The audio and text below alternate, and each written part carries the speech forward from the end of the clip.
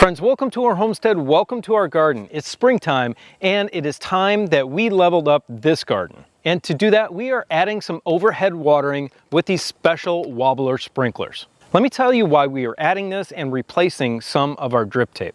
Let's get going.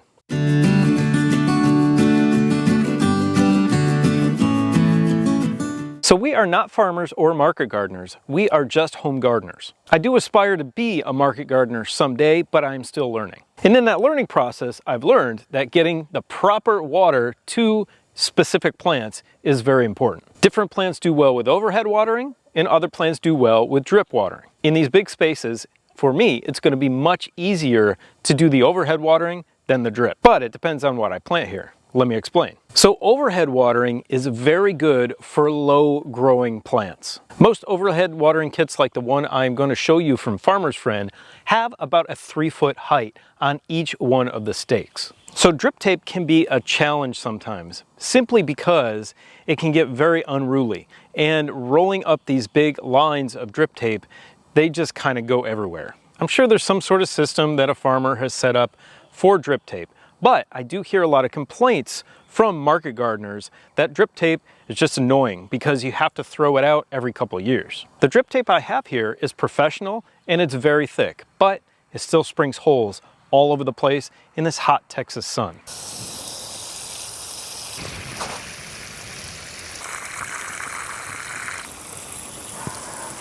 I've replaced the drip tape in this bed numerous times in just a few years. And that's not only due to the sun, it's due to the fact that it is quite delicate, even the very thick stuff. And if you just barely nick it with a tool, if you are using a hoe for weeding, it will cut right through it. I do like drip tape for the fact that it is putting the right amount of water right down at the roots of each plant that you want to grow. And it works well for things like tomatoes and peppers and eggplant. But something like this doesn't work well for germinating carrots, which are direct seeded. Anything direct seeded, you're going to have very spotty germination because of the spacing of the emitters. And that's where overhead watering really comes in handy. The radius spread of these particular wobblers by Senager is about 36 inches at about 1.5 feet above the ground. And that's at about 7 or 8 gallons per minute, or I think between 10 and 12 psi. We're going to get these together here in the garden tonight, and I will show you the radius spread when they are at full height. Now, some people say the advantage of the drip is that it uses less water, and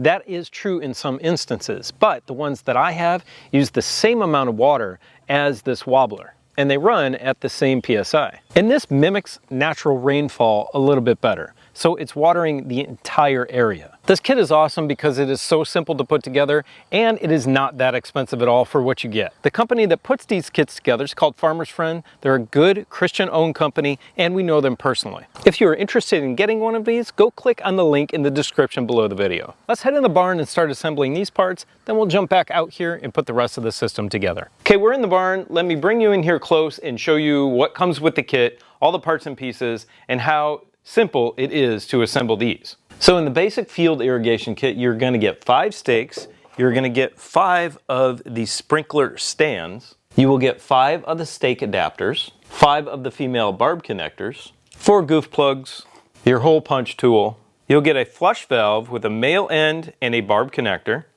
those just go together, you'll get a female barb connector with a hose adapter, and then you'll get this assembly, which is another male connector, a ball valve, a small splice, and another hose connector. Then you'll get your choice between the Senager wobbler or the Meganet greenhead. We chose these Senager wobblers because it has a lower PSI to operate. To assemble these, we are just going to put the stake adapter on the end of the stake. You might need a hammer to do this. Then it's got this angle to it, and that angle is on this little seat on the sprinkler stand, and that's just going to snap into place like that. And then the wobbler just screws into the top of the sprinkler stand. Just like that. Super simple. Now, as you can see in the basic field irrigation kit right here, it doesn't show this. This looks like an addition to the kit, which was added after this was printed. This is a really nice feature.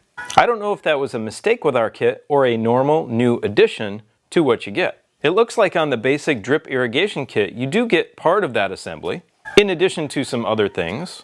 And also on the overhead irrigation kit, you do get part of that assembly in addition to some other things. And you also get one more thing. Let me show you what that is. And that is this 100-foot roll of 1-inch poly tubing. Okay, first things first with the kit, we are going to take the pre-assembled part that they gave us with the ball valve, and we're just going to screw it on the end of a hose. Now, depending on your setup, this might be a little bit different on how it connects to your water source. You can also just attach this female fitting onto the end of your hose and turn it on and off at your source. And from there, of course, we're going to push on our poly tube onto either this one or this one. Since this one did come with the kit, we are going to utilize it. And then we are going to screw down this fitting to hold the poly tube on the barbs. So wherever along our poly line we are going to put one of our sprinkler stands, we need to punch a hole in it and put in one of these female brown barb connectors. So for us, it's going to be right here. We're going to snap that in. We're going to set our sprinkler, and then this right here is a friction fit. So we're just going to gently push it down in there. And then this is just for demonstration purposes, but wherever the end of your line is, you're going to insert this portion, this male to male adapter right here. You're going to purge the line until water is coming out of it, and then you can put on your flush valve on the end.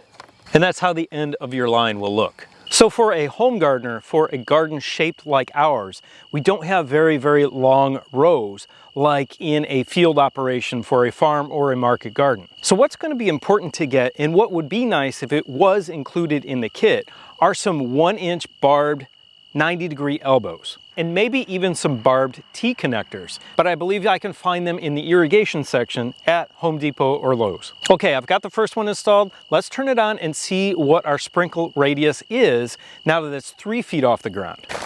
Okay, I'm gonna say it's probably about 20 feet. So for me, for this back bed, I will probably only need 1, and maybe only 4 for this entire garden. But I will have to be really strategic about where that poly tubing goes. I think for now what I'm gonna do is actually push it down lower into the ground so I can get a shorter radius.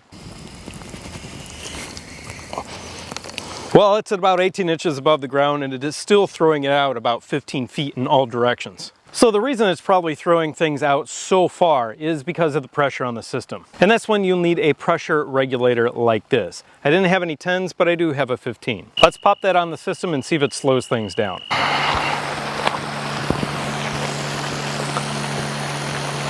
Well, I got it to slow down, and we are at about a 12-foot radius right now. So that really gives me an idea with my pressures, the pressure regulator I have, on where I need to place these in the garden. And when you set yours up, it's going to be a little bit of calculation on your end. And in terms of the pressure regulator, I'm probably going to try to find one that's a little bit below 10, if I can. Well, that's how simple it is to set up overhead irrigation in your garden, and we went over all the benefits of that. Remember, if you're interested in this kit, there is a link to it in the description below the video.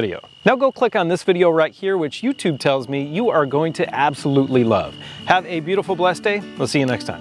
Bye.